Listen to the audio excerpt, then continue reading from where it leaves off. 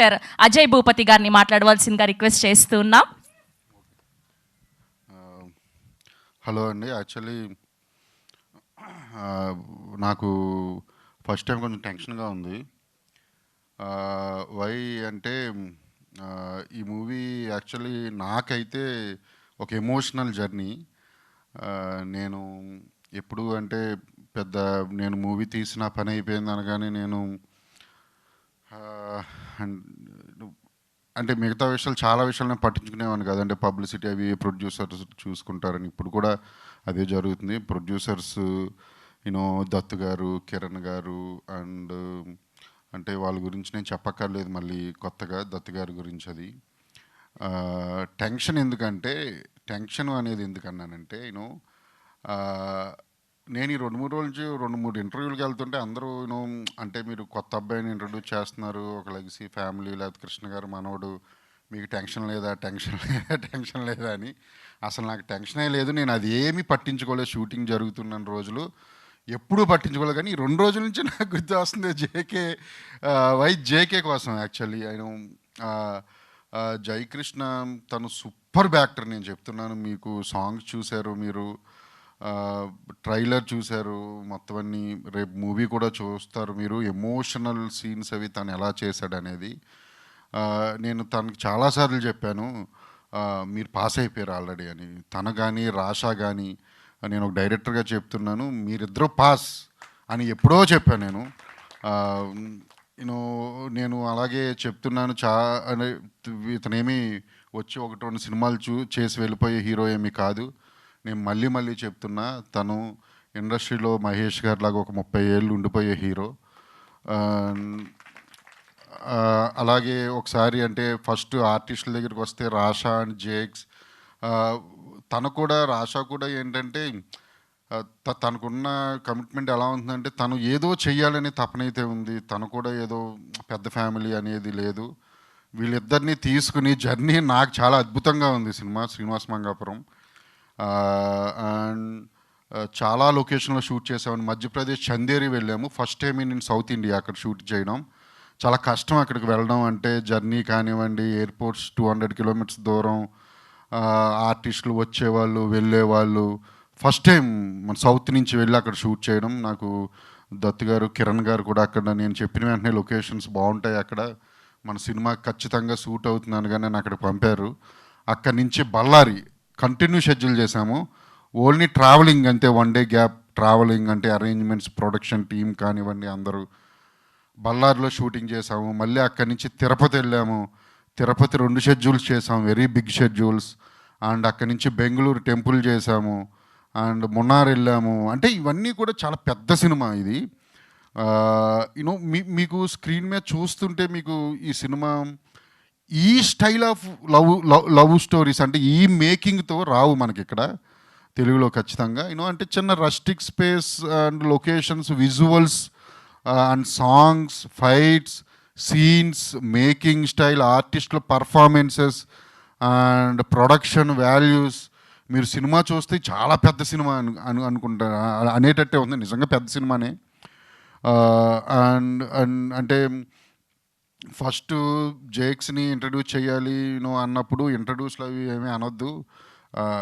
నేను కూడా RX-100 తీసుకొచ్చినోడిని, కొత్త వాళ్ళతో తీసుకొచ్చినోడిని. నేను కూడా హీరోని చూసి 2-3 సార్లు కలిసిన వెంటనే నాకు కనెక్ట్ అయ్యాడు. అక్కడి నుంచి తన్ని నా క్యారెక్టర్లోకి ఎలా తీసుకురావాలి అని చెప్పి చాలా తనతో ఎక్కువ మాట్లాడుతుండేవాడిని. నేనేమో ఫుల్ మాసు, తనేమో ఫుల్ క్లాసు.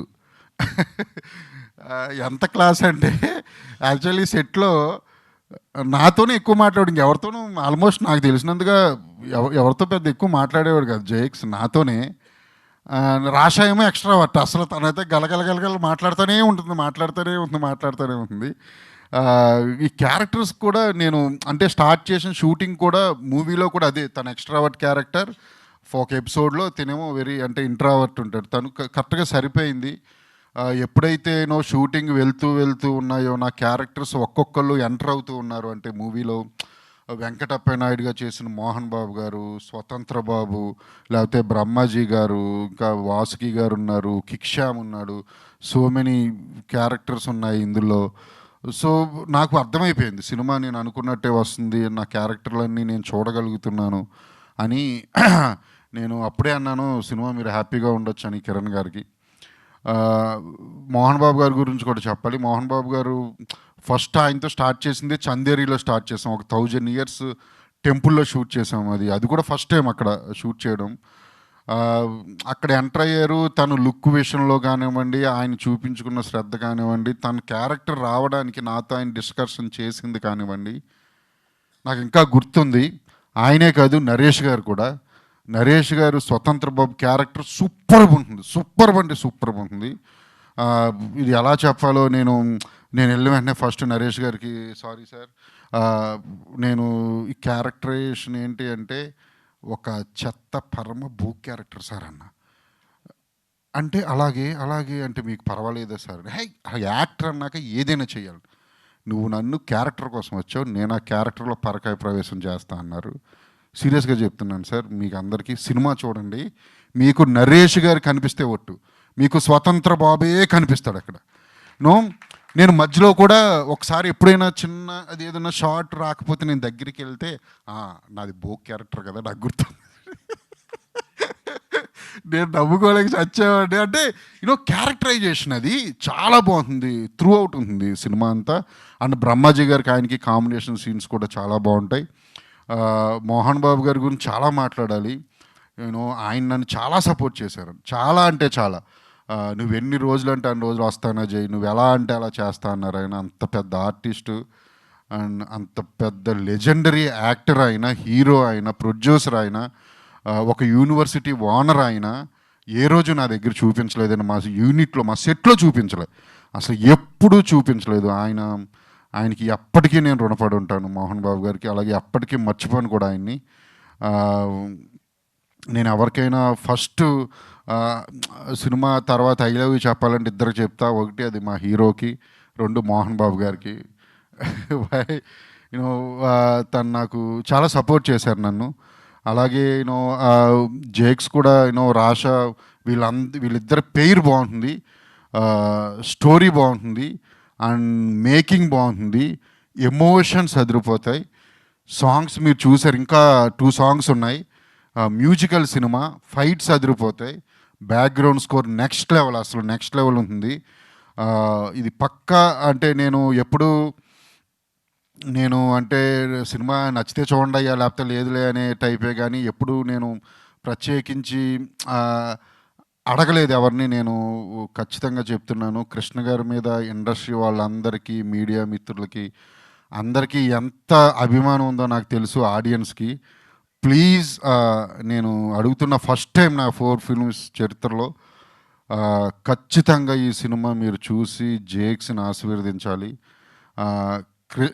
కృష్ణ గారే జేక్స్ అనుకోండి ఇంకా. ఖచ్చితంగా చూడాలి మీరు, చాలా బాగుంటుంది. మీరు 10th minute ఇన్వాల్వ్ అయిపోతారు సినిమాలో. చూడడం స్టార్ట్ చేసిన అంటే చిన్న రియలిస్టిక్ స్పేస్లో ఉంటుంది సినిమా. అండ్ ఆర్టిఫిషియాలిటీ ఉండదు, క్యారెక్టర్స్, స్టోరీ అది ఏదో రియల్గా జరుగుతున్న సెన్స్లోనే ఉంటుంది. చాలా బాగుంటుంది, తప్పకుండా చూడండి, మీ సపోర్ట్ ఇవ్వండి. అంతిమంగా చివరికి వచ్చేసరికి ఆడియన్స్ సపోర్టే కావాలి, జేక్స్కి అండ్ రాషాకి, వీళ్ళందరికీ, మిగతా వాళ్ళకి. అండ్ మీడియా సపోర్ట్ కూడా పక్కా కావాలని చెప్పి నేను కోరుకుంటున్నాను ఈ విధంగా ఈ సందర్భంగా. Thank you very much. And my cast and crew, Jakes cameraman, art director, cost and crew entire, నేను పేర్లు చెప్పలేను అందరివి.